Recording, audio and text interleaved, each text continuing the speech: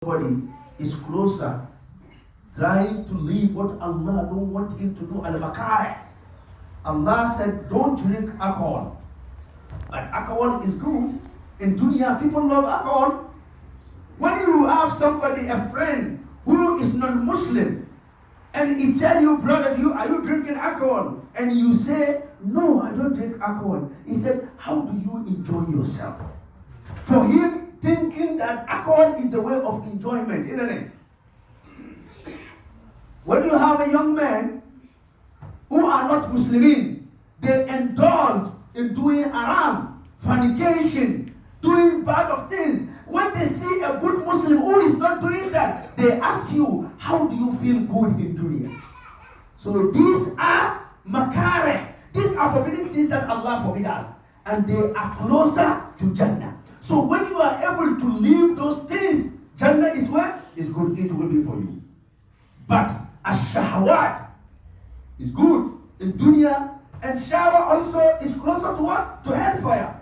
So when you are able to abstain yourself from haram, Jannah is there for you. May Allah give us Jannah. And when you are putting yourself in the shahwat, we have shahwat al-mubah. There are shahwa which is accepted. Shahwa, there are things that they are shahwa but is accepted. You and your wife, it's a shahwa but it's accepted. You and your family, you have something you do according to the way of Islam, is accepted. But anything that is out of Islam and Allah doesn't want it, you must forbid it. When you do that, wallahi, Jannah will be there for you. The reason why we always talk about Jannah and hellfire, human being was created to worship Allah subhanahu wa ta'ala. And Allah subhanahu wa ta'ala promised, when you do good, you worship Him, you follow His command, you follow everything that Allah said, best of your capability, because you cannot do all. You cannot do all. What you can do, you are able to do it. But with the makruhat, the haram, you have to forbid everything that Allah said, no, don't do it. That's why you don't say, best of what I can do. No. What Allah says is haram, you have to be far from it. Prophet Muhammad, he said, "Ma nahaytukum anhu fashtanibuhu." Everything I forbid you, because Allah tells me to tell you to stop it. "Ma nahaytukum anhu fashtanibuhu." He didn't put any shart. Everything I forbid you, forbid it. "Wa ma amartukum bihi." Anything that I ask you to do, fa'atu bihi, do it. Mastata'tu, best of your capability. Because you cannot do all. So we have to try and leave haram far away and try to do what Allah wants us to do.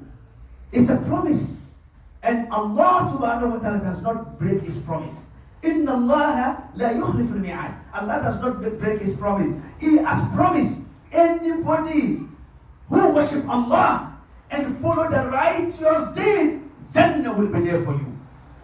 And anyone who did not follow that way and take another way, definitely you shall go to hellfire, except the rahmah of Allah subhanahu wa ta'ala. But the dangerous part of it is, we Muslims, we are worshipping Allah, we take the right way, but how will our life end? Are we going to continue this until we die? That is the dangerous part of it. So that's why we have to always pray to Allah subhanahu wa ta'ala, may Allah keep us in the right track. May Allah subhanahu wa ta'ala increase our iman. Ameen. Iman is very important. You have to ask Allah to give you more iman. And you have to know how your iman goes. You have to check your iman. Iman is like meter. When you want to pay your bill, you see, you have to check your meter before they bring you bill.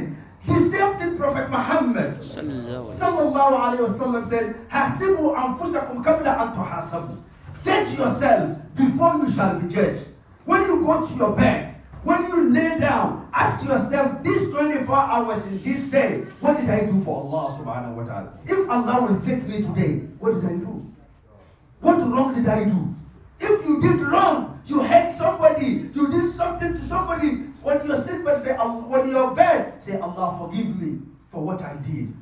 Forgive me for what I did. Then tomorrow when you see the person you hurt, say, brother, forgive me for what I did to you. That's it. Then you judge yourself. When you always judge yourself, you can get it right. May Allah let us judge ourselves.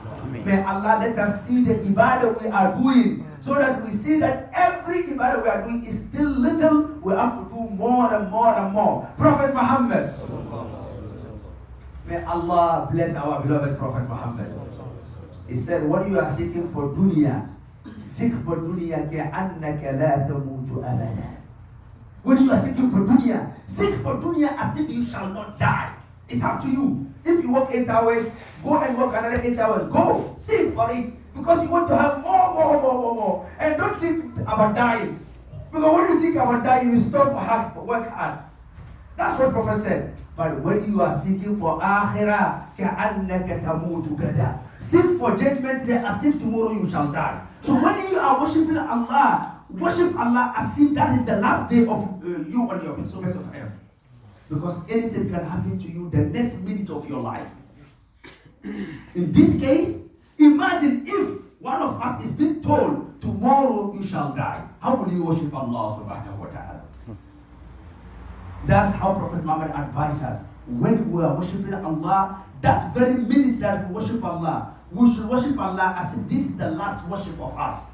Have tumanin wal khushu, comportment in your salat, and think about Allah subhanahu wa ta'ala. There your salat will be good. And then Allah subhanahu wa ta'ala will accept it. And every time you do that, you have it right. May Allah let us have our life right. May Allah accept our prayer. اللهم يا ربنا تقبل منا إنك أنت السميع العليم وتب علينا يا مولانا إنك أنت التواب الرحيم. اللهم لا تدع لنا ذنبا إلا غفرته ولا هما إلا فرجته ولا دينا إلا قضيته ولا مريضا إلا شفيته ولا عدوا إلا قهرته ولا حاجة من حوائج الدنيا والآخرة إلا قضيتها برحمتك يا أرحم الراحمين يا رب العالمين. Somebody bring this, went to her for his daughter. She is in a bad situation. May Allah subhanahu wa ta'ala take her from this bad situation. May Allah guide her.